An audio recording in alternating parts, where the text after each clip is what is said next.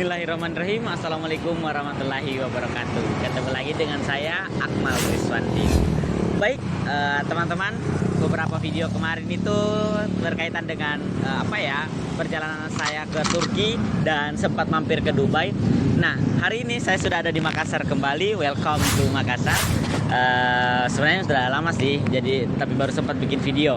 Nah, kali ini itu saya mungkin cuma ingin sharing-sharing saja apa yang bisa saya petik, pelajaran apa yang bisa saya dapat dari perjalanan saya kemarin. Tapi sebelum itu jangan lupa like, share, dan subscribe channel ini agar saya lebih bersemangat untuk membuat konten-konten yang insya Allah bisa menghibur buat teman-teman dan sedikit banyaknya bisa bermanfaat bagi teman-teman. Oke, kita mulai videonya. Baik teman-teman, seperti yang telah disaksikan sebelum-sebelumnya, itu di video-video sebelumnya perjalanan saya ke Turki itu secara mendadak.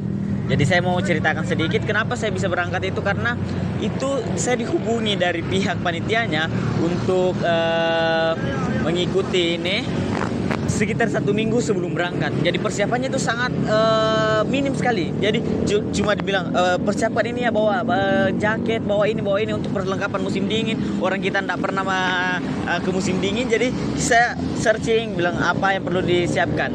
Nah, selanjutnya itu ketika berangkat,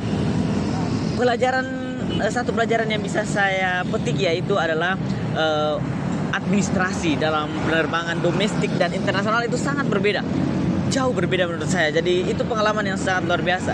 Selanjutnya lagi adalah hal yang bisa saya pelajari setelah dari luar negeri, atau setelah sampai di luar negeri kita baru sadar ternyata orang Indonesia itu semua pendek-pendek.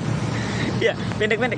Kalau kita ini sampai di imigrasinya Turki ini, kita kita ngantri untuk masuk di imigrasi kan Turki bebas visa sekarang. Jadi untuk teman-teman ini kesempatan untuk berangkat ke Turki, dan tiket ke Turki itu murah-murah, bukan maksud promo ya, tapi lagi murah-murahnya sejak pandemi. Nah, ketika kita ngantri untuk dicap paspor kita, itu kita gini. Karena di samping kita itu semua orangnya pada tinggi-tinggi. Jadi insecure jadi orang Indonesia. Sorry mungkin di sini agak sedikit ribut ya, karena kita bikin videonya di CPI ya. Ini sekedar info, ini adalah di CPI Central Point Indonesia. Nah, kita lanjut ceritanya. Setelah itu kita sampai, pertama kali keluar bandara itu speechless ya bahasanya. Kata orang kekinian speechless. Saya istilahnya speechless ya. Saya betul-betul lihat salju, ada salju, dan saya bisa lihat salju, merasakan dingin. Ya selama ini biasa merasakan dingin dia kalau naik gunung apa gitu kan, tapi ini dinginnya sedingin-dinginnya begitu. Bahkan sampai kan kita mengunjungi ada Istanbul, Bursa, dan Konya. Bahkan kita sampai di Konya itu minus 30 derajat. Istanbul dan Bursa enak, cukup bersahabat. Karena kenapa saya katakan cukup bersahabat?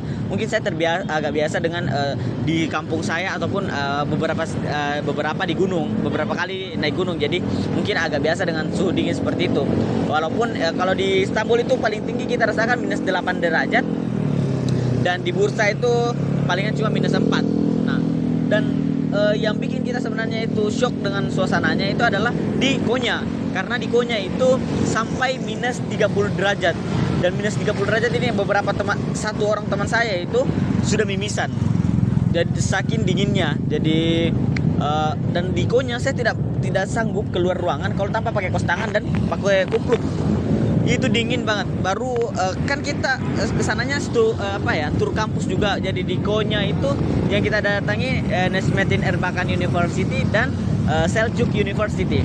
Nah, Selçuk ini mungkin teman-teman pernah dengar istilah kerajaan, bukan istilah ya, nama kerajaan Selçuk. Nah, kita datang itu di sana di Selçuk University. Jadi ada banyak pelajaran yang bisa dapat, sejarah, ada banyak sekali tentunya. Nah, selain sejarah yang bisa saya pelajari, ada banyak lagi. Misalnya bahwa itu kekuasaan Tuhan. Karena bisa saya masih masih belum kepikiran salju itu ya bening sekali, jernih, dan tidak ada aroma, mirip seperti es. Kenapa bisa ada es jatuh begitu kan? Itu sebenarnya yang bikin saya kagum. Selanjutnya yang bikin saya kagum yang lain juga itu adalah Islam. Islam ternyata itu begitu mempermudahnya umatnya. Di saat kita musim dingin, itu kita ternyata wudunya tidak perlu buka sepatu di tempat wudu. Kita tetap pakai sepatu wudu dengan biasanya, dan bagian kaki biasanya kita kan di Indonesia itu bilas kaki 3 kali kanan 3 kali kiri gitu kan. Nah kalau di Turki itu kita tidak lepas sepatu, jadi cukup tangan, muka, kemudian gini, tidak perlu kita buka sepatu. Sholat pun kita cuma buka sepatu dan tidak lepas kaos kaki, karena kan kalau kita lepas itu sangat dingin, apalagi itu di tempat saya katakan tadi Konya, walaupun ada pendingin ruangan tapi tetap saja dingin banget. Jadi itu Islam sangat mempermudah. Entah tahu ini benar atau tidak, tapi saya dikasih tahu karena awal saya sampai itu saya langsung buka sepatu, dan masya Allah dingin sekali. Itu saya injak tegel keramik itu dingin sekali. Jadi tapi ternyata ada yang tegur saya bilang, katanya itu kita tidak perlu buka sepatu, tetap saja wudhu seperti biasa tanpa jadi kalau bisa usap-usap aja gitu kan. Dan itu yang saya dapatkan di sana. Jadi saya rasa saya kembali lagi berpikir, Islam ternyata sangat mempermudah umatnya. Selain itu di toleransi di Turki ini cukup besar juga, karena kan seperti yang kita ketahui di Turki ini kalau istilahnya sekuler ya gitu. Jadi banyak yang tidak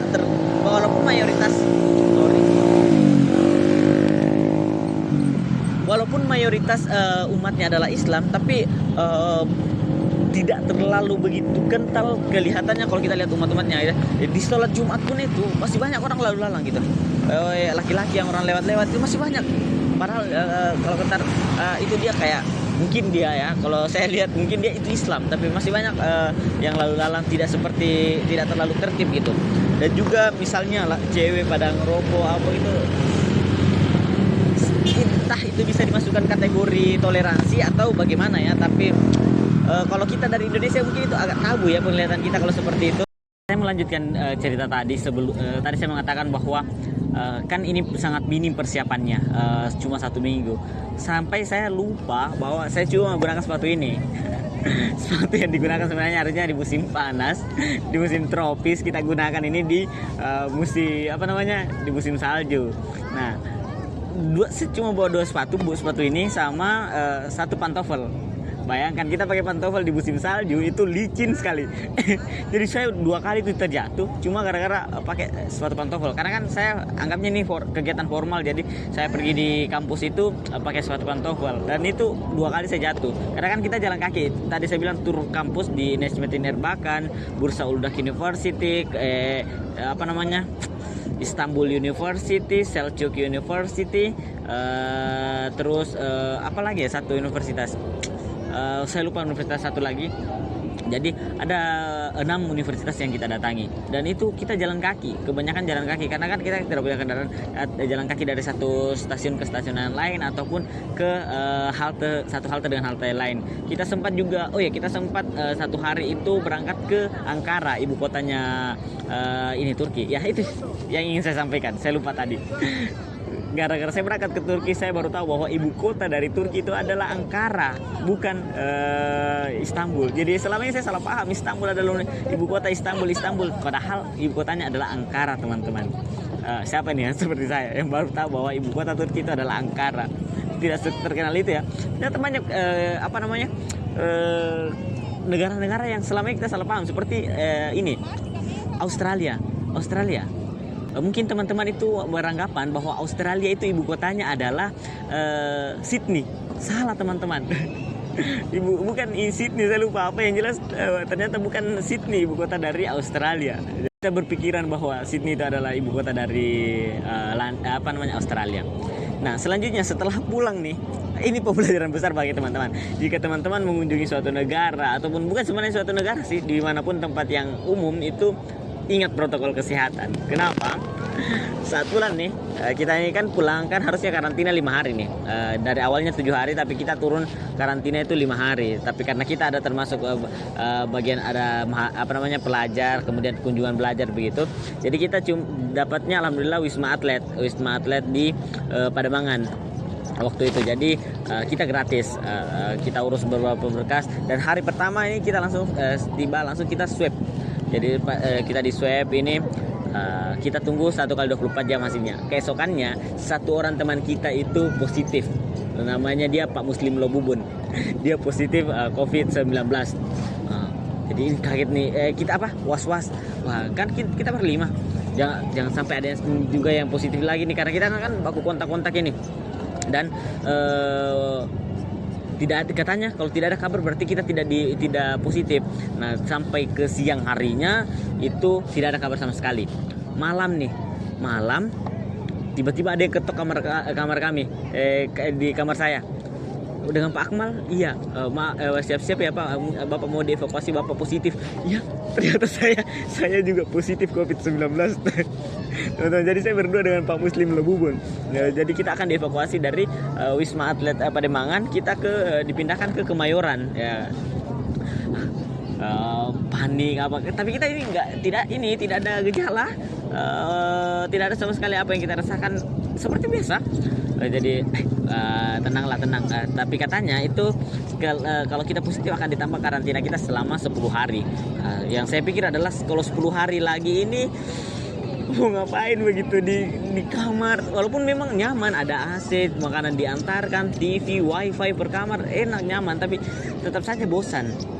Nah, setelah itu tapi ada cerita yang lucu pada saat kemarin itu, pas pulang dari Dubai, ke penerbangan dari Dubai ke Jakarta itu, saya kan ada Bang Asis, kita ini pada saat mau makan malam ini ditawari, bilang chicken or lamb. Lamb itu sepertinya domba ya. Bilang Bang Asis, iya domba. Saya tidak pernah makan domba, coba deh makan domba. Jadi saya pesan domba, Bang Asis juga pesan domba. Kita makan lah ini, set habis selesai. Tapi tidak pakai nasi, dia pakainya kayak kentang dihancurkan gitu, kayak bubur kentang, pakai domba. Sudah itu dalam kemudian saya pusing. Mungkin saya bilang ini tekanan kali ya. sudah ada usia ya, tekanan kali. Jadi saya minta soda, saya minta itu Coca-Colanya 1 kaleng, terus saya minta lagi Sprite, dan saya juga minta soda air putih, seperti air putih tapi dia bersoda tapi tidak ada rasanya. Nah, setelah itu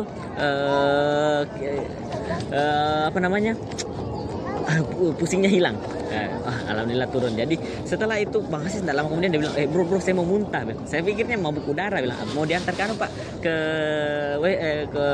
toilet. Enggak usah, saya punya kantong plastik. Tapi dia tidak muntah. Lama kelamaan dia naik di atas kursi, terus kejang. Bang kenapa?